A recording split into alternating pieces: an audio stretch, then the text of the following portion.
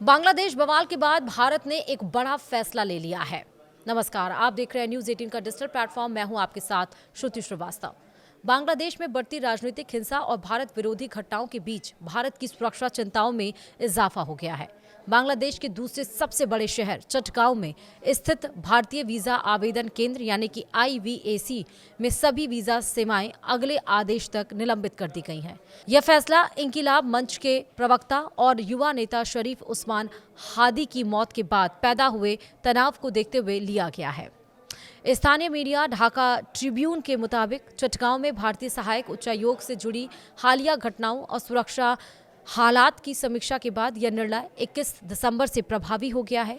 IVAC ने साफ किया है कि सुरक्षा स्थिति की दोबारा समीक्षा के बाद ही वीजा सेवाएं बहाल करने पर कोई घोषणा की जाएगी। हादी, जो पिछले साल छात्र आंदोलन के प्रमुख चेहरों में शामिल थे, 12 फरवरी को होने वाले आम चुनाव के उम्मीदवार भी थे।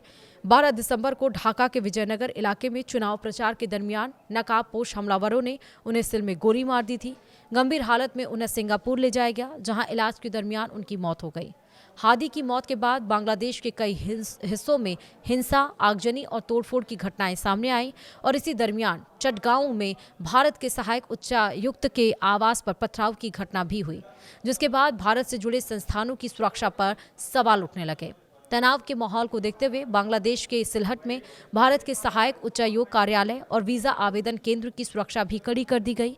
सिलहट मेट्रोपॉलिटन पुलिस के अनुसार अतिरिक्त सुरक्षा बल तैनात किए गए हैं ताकि कोई तीसरा पक्ष हालात का फायदा ना उठा सके।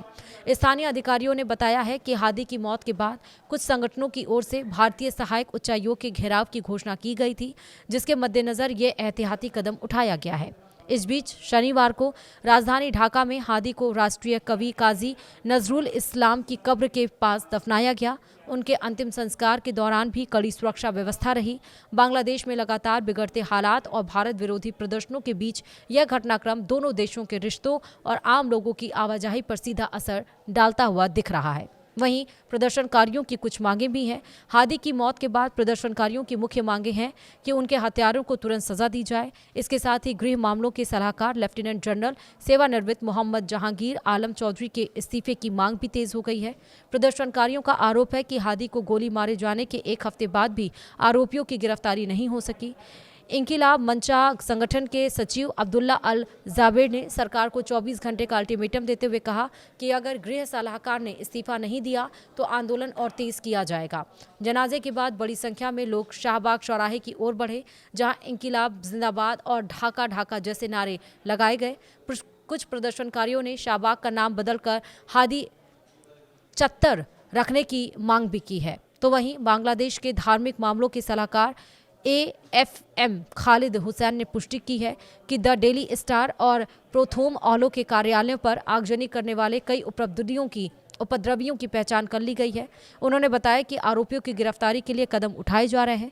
सचिवालय में पत्रकारों से बात करते हुए उन्होंने हिंदू युवक दीपू चंद्र दास की जलाकर हत्या और सांस्कृतिक केंद्र छाया नौत पर हमले के कड़ी शब्दों में निंदा की। उन्होंने इसे जघन्य अपराध बताते हुए कहा कि सरकार किसी को भी कानून हाथ में लेने की इजाजत नहीं देगी। गौरतलब है कि भारी तबाही के बावजूद 21 दिसंबर को दोनों अखबारों का प्रकाशन फिर से शुरू हो गया है। वहीं बांग्लादेश के सिलहट शहर में स्थित भारतीय सहायक उच्चायोग कार्यालय और वीजा आवेदन केंद्र की सुरक्षा कड़ी कर दी गई है। बांग्लादेशी अधिकारियों ने स्थानीय मीडिया को बताया है कि उस्मान हादी की मौत के बाद पैदा हुए तनाव को देखते हुए यह कदम उठाया गया है ताकि कोई तीसरा पक्ष हालात का फायदा न उठा सके।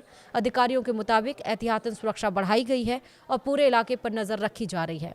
उल्लेखनीय है कि इंकिलाब मंच के प्रवक्ता हादी की गुरुवार को मौत हुई थी और उसके बाद गणो अधिकार परिषद ने भारतीय सहायक उच्चायोग कार्यालय के घेराव का कार्यक्रम घोषित किया था, जिसके बाद सुरक्षा एजेंसियां अलर्ट पर हैं और उसके बाद ही भारत ने ये बड़ा कदम उठाया है।